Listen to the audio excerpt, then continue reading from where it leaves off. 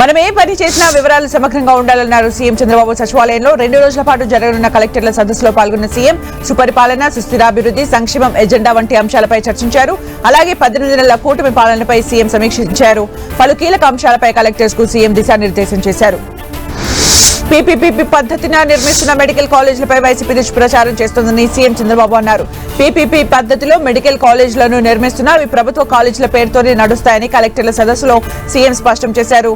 Medical కాలేజీల నిబంధనల్ని కూడా రాష్ట్ర ప్రభుత్వమే నిర్దేశిస్తుందని, 70% మందికి ఎన్టీఆర్ వైద్య సేవలు ఆయా కళాశాలల్లో అందుతాయన్నారు.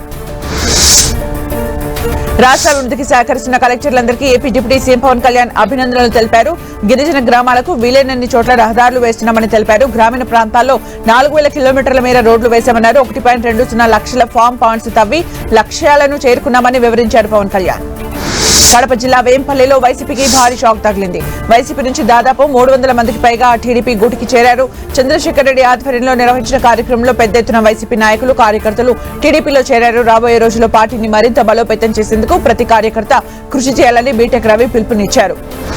విజయవాడ ఎంపీ కేశినేని శివనాథ్ కు చెందిన కేశినేని ఫౌండేషన్, ఎన్ఏఆర్డీ సంయుక్తంగా బ్రిక్స్ తయారీపై 3 రోజుల నైపుణ్యాభివృద్ధి శిక్షణ కార్యక్రమం జరగనుంది. దీనికోసం ఎన్టీఆర్ జిల్లా నుంచి ఎన్హెచ్జీకి చెందిన 35 మంది మహిళలతో కూడిన ఓ టీంను ప్రత్యేక బస్సులో హైదరాబాద్ లోని ఎన్ఏఆర్డీకి పంపించారు. రేపటి నుంచి 22 వరకు శిక్షణ తరగతులు జరగనున్నాయి.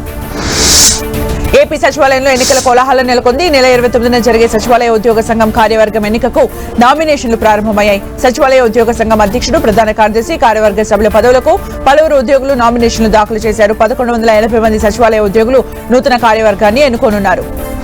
కృష్ణా జిల్లా గుడివాడలోని ఏఎన్ఆర్ కాలేజ్ వజ్రోత్సవ వేడుకల్లో ప్రముఖ సినీ నటుడు అక్కినేని నాగార్జున పాల్గొన్నారు. విద్యార్థుల స్కాలర్షిప్ల కోసం 2 కోట్ల విరాళం ప్రకటించారు. తన తండ్రి నాగేశ్వరరావు పెద్దగా చదువుకోకపోయినా ఆయనకు చదువు అంటే చాలా ఇష్టమన్నారు నాగార్జున. అందుకే 1000 మంది విద్యార్థులకు బంగారు భవిష్యత్తు ఇచ్చేలా కృషి చేశారని తెలిపారు. ఏలూరు జిల్లా పోలవరం మండలంలోని గిరిజన ఆశ్రమ పాఠశాలను ఆకస్మికంగా తనిఖీ చేశారు.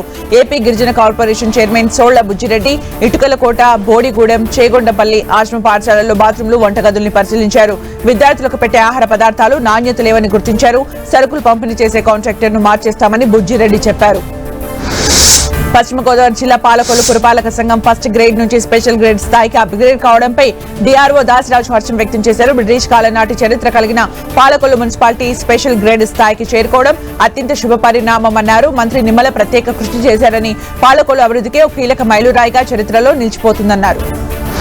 టీటీడీకి 1,20,00,000 విలువైన బ్లేడ్లను విరాళంగా అందజేసిన బ్లేడ్ల తయారీ సంస్థ వెటైన్ కళ్యాణకట్టలో నిత్యం శ్రీవారి భక్తులకు వీటిని ఉపయోగించాలని దాత వటీ సంస్థ డైరెక్టర్ బొడ్డుపల్లి శ్రీధర్ తెలిపారు. రోజుకు 50 లక్షల బ్లేడ్లు తయారీ సామర్థ్యం ఉన్న ఏకైక సంస్థ వటీస్ అని టీటీడీ చైర్మన్ బీఆర్ నాయుడు అన్నారు. టీటీడీ ప్రతి ఏటా బ్లేడ్ల కోసం 1,60,00,000 ఖర్చు చేస్తోందని తెలిపారు.